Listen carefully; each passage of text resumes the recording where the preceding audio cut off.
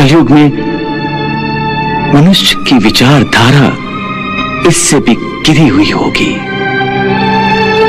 मनुष्य दूसरों के दुख में अपना सुख ढूंढेगा। अपने परिवार का पेट पालने के लिए दूसरों की हत्या करने में भी उसे कोई ग्लानि, कोई पश्चाताप नहीं होगा।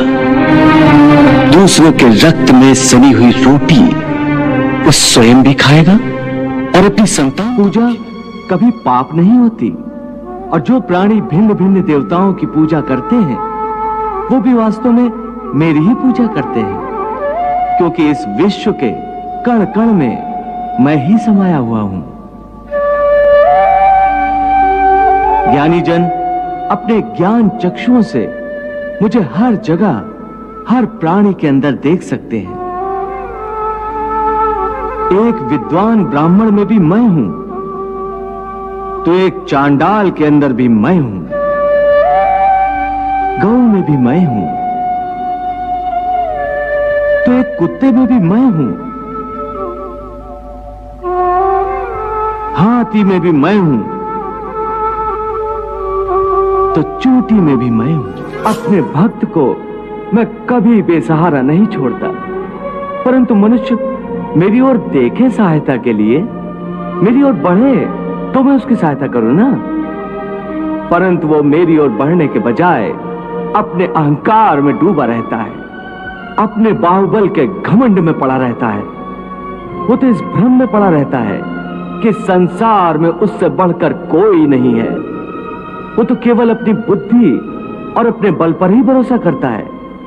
अपने बाहुबल पर उसे अपने परमात्मा से भी अधिक विश्वास होता है। जिस मन में श्रद्धा नहीं होती वहां शंका होती है। जैसे जहां उजाला नहीं होता वहां अंधेरा नहीं होता। न श्रद्धा होगी न आस्था होगी तो मनुष्य आस्तिक नहीं रहेगा, नास्तिक बन जाएगा, और वो कदापि सुखी नहीं हो सकता। हे अर्जुन, संशय के अंधकार को ज्ञान के प्रकाश से जो नष्ट कर देता है और ज्ञान द्वारा प्राप्त बुद्धि की प्रेरणा से अपने आप को समर्पित कर देता है, उसे कर्म नहीं बांध सकते। यही अंतर तो मिटाना चाहता हूं मैं। भक्त और भगवान के बीच कोई सीमा रेखा नहीं खिंचती।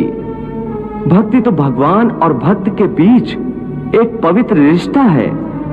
जैसे प्रेम किसी प्रेमिका और उसके प्रेमी को एक बंधन में बांधकर एक कर देता है, उसी प्रकार भक्त के द्वारा भक्त अपने भगवान में तथा भगवान अपने भक्त में समा जाते हैं। दोनों एक रूप हो जाते हैं। अर्जुन, तुम ठीक कह रहे हो। संबंधों और रिश्तों से ही भावनाओं का स्रोत फूटता है, परंतु भावनाओं की ये नदी जल्दी सूख जाती है, बिल्कुल ऐसे जैसे आग में पानी की बूंद तुरंत ही लुप्त हो जाती है। मरने वाले की चिता के ठंडे होने से पहले ही रिश्तेदारों की आंखों के आंसू भी सूख जाते हैं। कोई 2 घड़ी आंसू बहाता है, कोई 2 दिन। बहुत रोती है तो मां, वो भी चंद दिनों में फिर संसार की माया में फंसकर अपने दूसरे कर्म में लग जाती है। देवी, आज की ये सत्ता की लालसा कलयुग में भी दिखाई देगी। हर कोई बल द्वारा सत्ता और सत्ता द्वारा बल प्राप्त करने का प्रयास करेगा। हर कोई अस्त्र शस्त्र संपन्न होने का प्रयास करेगा। सत्ता की होड़ लगेगी और शुरू होगी प्राण घातक सत्ता स्पर्धा, जिसके कारण होगा महाभयंकर युद्ध, और युद्ध का परिणाम होगा महाभयंकर विनाश।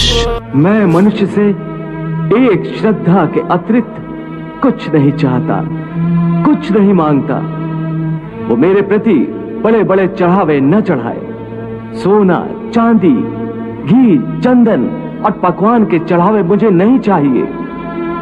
श्रद्धा और भक्ति भाव से एक फल, एक फूल, फूल की एक पत्ती, जल का एक कतरा या चावल का आधा दाना ही सही, मैं उसको भी भक्त की श्रद्धा से कहीं अधिक श्रद्धा से स्वीकार कर लेता हूं।